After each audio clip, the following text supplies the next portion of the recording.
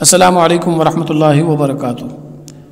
اسلام کے جن احکامات پر آئے دن اعتراضات ہوتے رہتے ہیں ان میں سے ایک حکم غلامی والا بھی ہے کہ جنگ کے دوران اگر فریق مخالف کا کوئی فوجی گرفت میں آتا ہے، پکڑا جاتا ہے تو اس کو غلام بنا کر رکھا جائے گا۔ تو اعتراض کرتے ہیں لوگ کہ دیکھیے اسلام جو ہے انسانوں کو غلام بنانے کی تعلیم دیتا ہے۔ تو اس کا جواب، الزامی جواب حکیم الامت حضرت مولانا اشرف علی تھانوی رحمۃ اللہ علیہ یوں دیتے ہیں کہ اب ہمیں کوئی بتلائے کہ ان قیدیوں کے ساتھ ہمیں کیا کرنا چاہیے۔ ایک صورت تو یہ ہے کہ ان سب کو رہا کر دیا جائے، ظاہر سی بات ہے کہ یہ تو حماقت ہے کہ دشمن کی ہزاروں لاکھوں کی تعداد کو پھر اپنے مقابلے کے لیے مستعد کر دیا، یعنی جو فوجی ہماری گرفت میں آئے ہم نے انہیں چھوڑ دیا، تو ظاہر سی بات ہے کہ پھر فتح کا کیا فائدہ۔ دوسری صورت یہ ہے کہ سب کو فوراً قتل کر دیا جائے۔ اگر اسلام میں ایسا کیا جاتا تو مخالفین جتنا شور و غل مسئلہ غلامی پر کرتے ہیں اس سے کہیں زیادہ اس وقت کرتے کہ دیکھیے کیسا سخت حکم ہے کہ قیدیوں کو فوراً قتل کر دیا جائے۔ ایک صورت یہ ہے کہ سب کو کسی جیل میں بند کر دیا جائے اور وہاں رکھ کر ان کو روٹی کپڑا دیا جائے، ان کی ضروریات کا خیال رکھا جائے۔ یہ صورت آج کل کی بعض متمدن اور تہذیب یافتہ سلطنتوں میں پسندیدہ ہے، مگر اس میں چند خرابیاں ہیں۔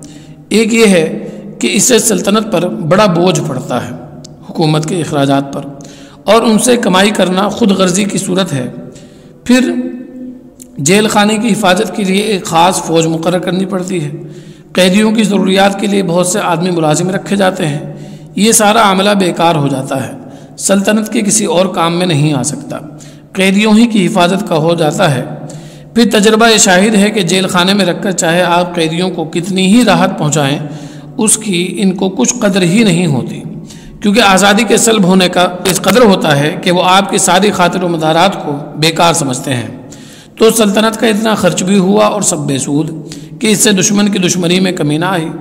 پھر قید خانے میں ہزاروں لاکھوں قیدی ہوتے ہیں، وہ سب کے سب علمی و تمدنی ترقی سے بالکل محروم رہتے ہیں، اور یہ سب سے بڑا ظلم ہے۔ اسلام نے اس کے بجائے یہ حکم دیا کہ جتنے قیدی گرفتار ہوں وہ سب لشکر والوں کو تقسیم کر دو، ایک گھر میں ایک غلام کا خرچہ معلوم بھی نہ ہوگا اور سلطنت یعنی حکومت اس عظیم بوجھ سے بچ جائے گی۔ پھر چونکہ ہر شخص کو اپنے قیدی سے خدمت لینے کا حق بھی ہے، اس لیے وہ اس کو روٹی کپڑا جو کچھ دے گا اس پر گنا نہ ہوگا۔ وہ سمجھے گا کہ میں تنخواہ دے کر نوکر رکھتا تو بھی خرچ ہوتا، اب اس سے خدمت لوں گا اور اس کے معاوضے میں روٹی کپڑا دوں گا۔ پھر چونکہ غلام کو چلتے پھرتے سیر و تفریح کرنے کی آزادی ہوتی ہے، قید خانے میں بند نہیں ہوتا، اس لیے اس کو اپنے آقا پر وہ غیظ و غضب نہیں ہوتا جو جیل خانے کے قیدی کو ہوتا ہے۔ اس حالت میں اگر آقا نے اس کے ساتھ اچھا سلوک کیا تو اس کا احسان غلام کے دل میں گھر کر لیتا ہے اور وہ اس کے گھر کو اپنا گھر اور اس کے گھر والوں کو اپنا عزیز سمجھنے لگتا ہے۔ یہ سب باتیں ہی نہیں بلکہ واقعات ہیں۔ یہ مضمون حکیم الامت حضرت مولانا اشرف علی تھانوی رحمۃ اللہ علیہ کی مشہور کتاب اشرف الجواب سے لیا گیا ہے۔ والسلام علیکم ورحمۃ اللہ وبرکاتہ۔